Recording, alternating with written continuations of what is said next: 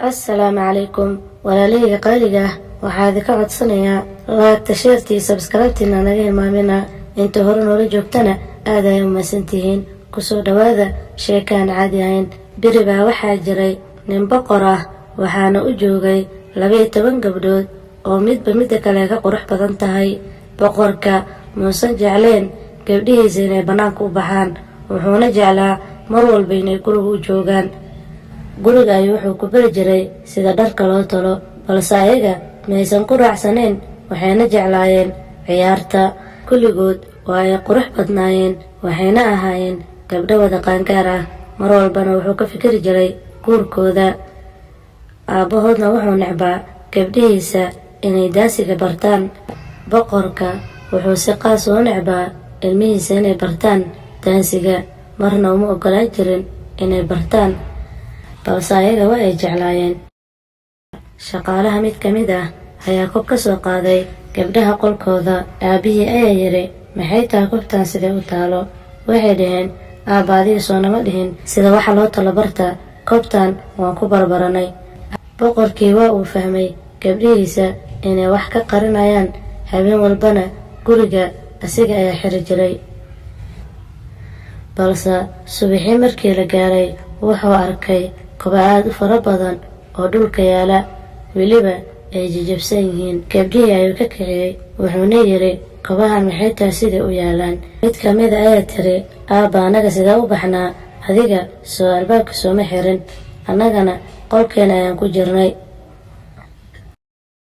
boqorkii go-aan ayuu gaaray darbiyadii oo dhanna wuxuu ku dhajiyey waraaqad wuxuuna ku yidhi gabdhahayga meesha ay daansiga ku ciyaaraan qofkii soo sheega waxaan siinayaa hadiyad qaali ah weliba 3 maalin gudahood balse haddii uu sheegi waayo qofkaas waxaan u taxaabayaa xabsiga nimanka xaafadda dhan waa ay soo baxeen si ay u ogaadaan gabdhaha sirtooda balse mid ku guulaysta waa la waayey kulligoodna xabsiga ayaa loo taxaabay maadaama ay ku guuldaraysteen inay soo saaraan sirta gabdhaha maalin maalmaha ka mid a magaalka ayaa waxaa soo galay wiil yar oo la yiraahdo Saacid mar walbana wuxuu jeclaa dadka inuu caawiyo asigoo wadada maraya ayuu wuxuu arkay waraaqadii oo derbiga ku dhagan isla markii uu arkay waa uu soo baxay si uu ugu guulaysto abaalmarintaas balse asigoo wadada iska marayo ayuu wuxuu arkay maamo waayeel ah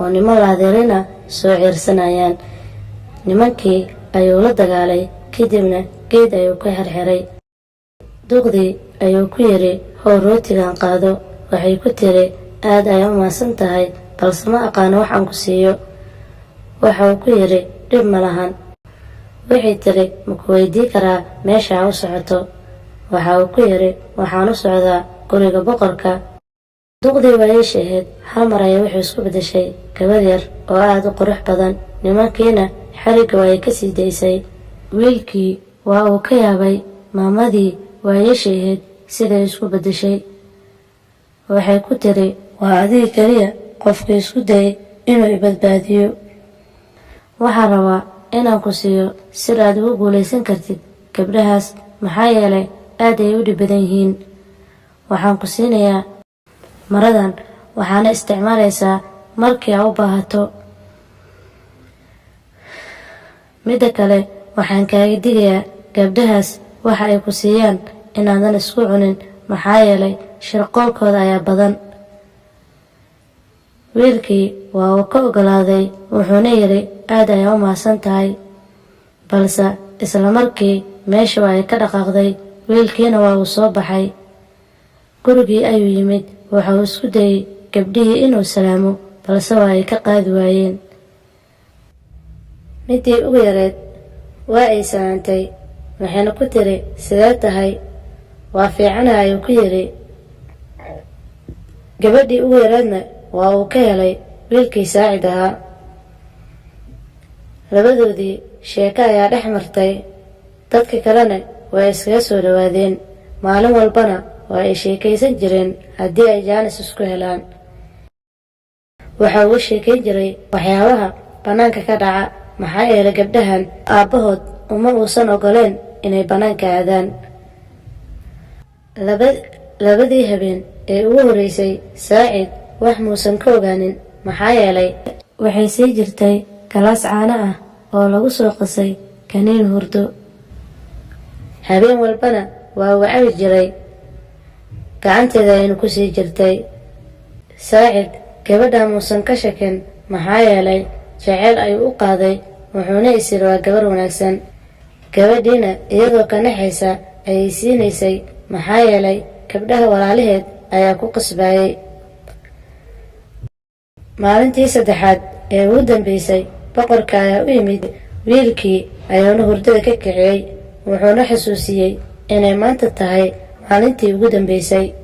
wuxuuna yidhi, wakhtigaaga ha iska luminin ee meesha ka kac. wiilkii wuxuu soo xasuustay hadalkii ay naagta ku lahayd, waxayna ku tiri, ha isku cabin gabdhahaas wax walbay ku siiyaan. habeenkii dambe markii la gaaray, gabadhii waxay u keentay galaas caano ah, waana habeenkii ugu dambaysay uu shaqadiisa qabsan lahaa. wiilkii waa uu cabay caanihii, wuxuuna iska dhigay qof hurdo hayso, balse muusan laqin. gabadhiina waa ay u naxaysay, maxaa yeele maysan rabin in jeelka loo taxaabo. waxayna tiri, waa ina aabbahay ka codsadaa inuu wiilkan iska sii daayo, maxaa yeele waa wiil maskiin ah. wiilkii muusan cabin caanihii, kadibna waa uu iska daadiyey. wuxuu soo qaatay maradii ay soo siisay naagtii mucjisada ahayd. ayagana maysan arkayn, maxaa yeelay maro mucjisaha ayuu watay. gabdhihii sariirtii ay iska leexiyeen, kadibna dhul hoose ayay soo galeen. wiilkiina muusan ka harin, waa uu soo daba raacay. waxay imaadeen meel aad u qurux badan oo ay ka baxayaan ubaxyo aan inaba caadi ahayn. gabadhii yareed ayaa waxay dareentay inuu qof soo daba raacayo. walaasheed ayaanu u sheegtay, balse walaasheed ayaa ku tiri, meeshan qof jooga ma lahan, waa annagu keliya. nin sirteen ogaa karana ma jiro, ee ha ka shakanin wiilkaas yar, maxaa yeelay sirteena ma ogaan karo. wiilkii meeshii ayuu imaaday, wuxuuna arkay gabdhihii oo ciyaaraya, weliba si farxad ku jirta. sayid wax walba waa u ogaaday, wuxuuna yidhi, hadda waa inaan baxaa oo aan boqorka u soo sheegaa gabdhihiisa inay meeshan ciyaaray ku bartaan.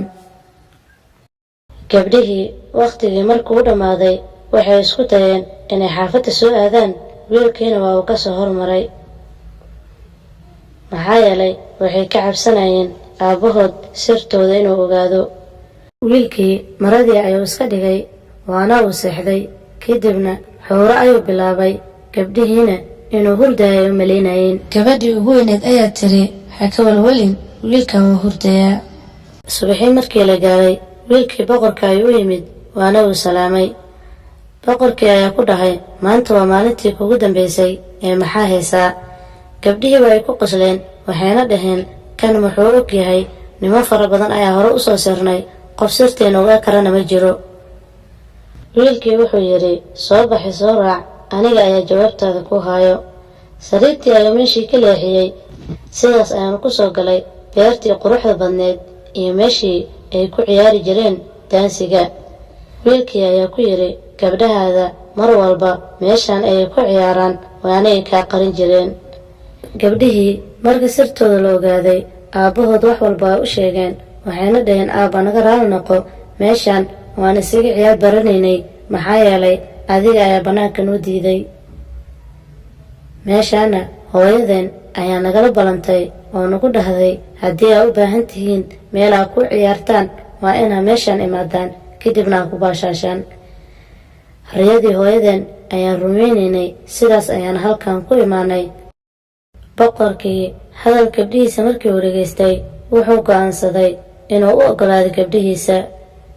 wuxuu soo xasuustay xaaskiisa u dhashay 12 gabdhood, iyo weliba waqtiyadii macaanaa ee isla soo qaateen. labadooda ayaa meeshan waxay u ahayd meel qaas ah oo ay ku ciyaaraan.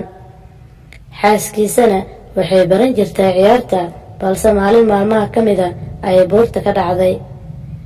boqorkana wuxuu go'aan ku gaaray inay meel walba oo lagu ciyaaro oo ka xiro magaalada oo dhan, mana uusan u ogoleen in lagu ciyaaro.